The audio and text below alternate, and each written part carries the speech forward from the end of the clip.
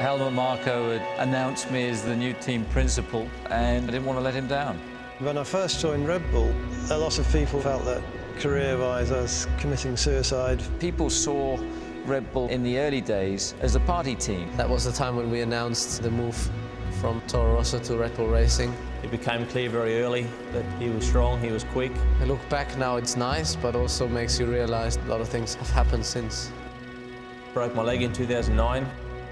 First win with RedBull Racing was obviously something very special. We had this huge regulation change, and so all the established principles kind of went out the window. I'd watched for years other team principals going and collecting trophies, and to join that club was phenomenal. My first Grand Prix victory, it was definitely a huge relief.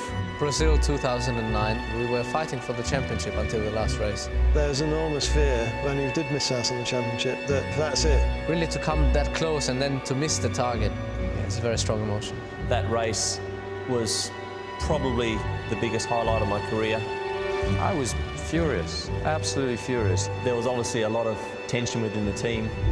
It was just the lowest possible point that I can remember in motorsport at that time. And we genuinely tried to give both drivers exactly the same amount of support. Against all the odds, Sebastian won the Drivers' World Championship. I crossed the line and I was empty, you know. I started crying under the helmet. It was very difficult for all of us, I think, to understand what we have achieved.